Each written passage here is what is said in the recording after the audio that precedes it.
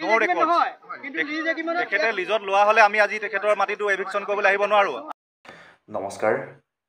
আজাদ চৌধুৰীৰ যি মাটিক লৈ বৰ্তমান যোৰহাটৰ কবৰস্থান ৰোডত প্ৰতিবাদ সাব্যস্ত কৰিছিলে যিসকল ব্যক্তিয়ে, যিসকল মহিলাই, তেওঁলোকক স্পষ্টভাৱে বুজাই দিছে যিজন পৌৰসভাৰ কাৰ্যবাহী বিষয়া পৰমানন্দ নাথদেৱে সুন্দৰ স্পষ্টভাৱে কথাখিনি কৈছে যে আজাদ চৌধুৰীয়ে সেইখিনি মাটি দখলেই কৰি আছিলে। কোৰ্টৰ পৰা 3খন তেওঁক নটিচ দিয়াৰ পাছতো সেই মাটিখিনি এৰিবলৈ তেওঁ মান্তি হোৱা নাছিলে আৰু অৱশেষত গোটেই কথাখিনি ওলাই পৰিলে আৰু উশৃংখল চলিহা তথা বীৰলাচি থানাই যি ধাৰাবাহিকভাৱে প্ৰতিবাদ কৰিলে আৰু প্ৰতিবাদৰ ফলত ইতিমধ্যে আজাদ চৌধুৰীৰ বাসগৃহত বুলডেজাৰ চলাবলৈ প্ৰশাসন বাধ্য হৈ পৰিলে আৰু এজন বিষয়াই, কাৰ্যবাহী বিষয়াই কি কথা কৈছে স্পষ্ট ৰূপত মই আপোনালোকক দেখাই দিব বিচাৰিছোঁ।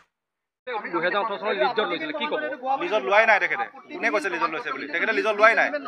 নো ৰেকৰ্ড তেখেতে লিজত লোৱা হ'লে আমি আজি তেখেতৰ মাটিটো এভিকশ্যন কৰিবলৈ আহিব নোৱাৰোঁ। আমি কোৰ্ট আছে, আমাৰ পুলিচ থানা আছে, সকলোৱে ব্যৱস্থা ল'লেহেঁতেন। আমি তেখেতৰ লিজেই নাই।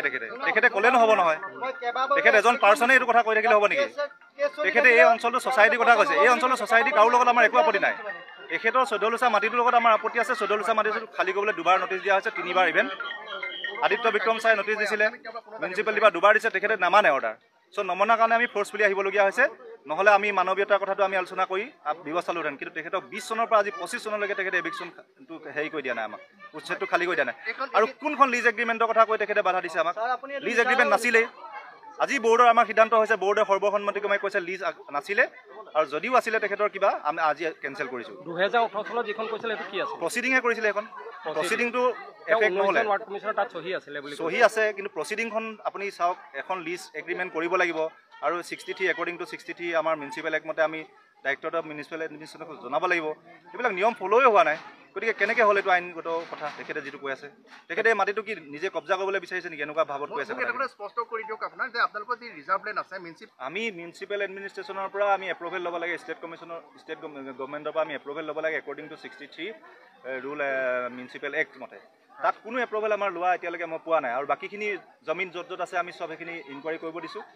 ষ্টেপ বাই ষ্টেপ আমাৰ এতিয়া চাওক, মিউনিচিপালিটি এটা এস্পিৰেশ্যনেল টয়লেট বহাবলৈ জেগা নাইকিয়া হৈ গৈছে। যোৰহাটৰ নিচিনা টাউনত যদি আমি জেগাখিনি ঘূৰাই নাপাওঁ, গতিকে আমাৰ ৰাইজৰে অসুবিধা হয়, কমন পাব্লিকৰ।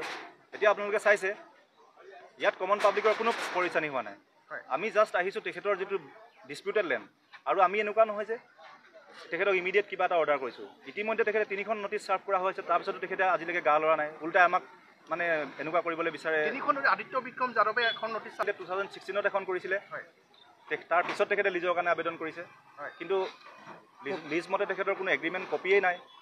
আৰু যিখন তেখেতে দেখাই আছে যে ইয়াত এটা কথা, এখেতক আপোনাৰ কাগজখন মোক দিয়কচোন, তাতে লিখাই আছে এটা কথা, চাওক আপুনি, যদিও হোৱা নাছিলে। এইখনত কি লিখা আছে চাওক, এখেতে যিখন কৈ আছে ইয়াত এটা চৰ্ত লিখা আছে যে যেতিয়া দৰকাৰ হয় উক্ত জমিত কোনো ধৰণৰ স্থায়ী অস্থায়ী নিৰ্মাণ কৰিব নোৱাৰিব। এইটো কি বনালে তেখেতে এইটো? আৰু ইয়াত লিখা আছে কি যে ইয়াত লিখা আছে এটা কথা যে এই চৰকাৰ অথবা পৌৰসভাৰ আৱশ্যক হ'লে এই জমি চমজাই দিব লাগিব। তেখেতক আমি 20 চনৰ পৰা নটিচ দি আছোঁ, কিয় চমজাই দিয়া নাই? আছে মোৰ লগত। আপুনি যেনেকৈ ডকুমেণ্ট দেখাইছে মোৰ লগতো ফাইল ভৰি আছে, আমাৰ লগতো ফাইল ভৰি আছে। এইটো কি লিখা আছে? বেদখলকাৰী জৰিমনা বুলি লিখা আছে। আৰু এটা কথা কওঁ,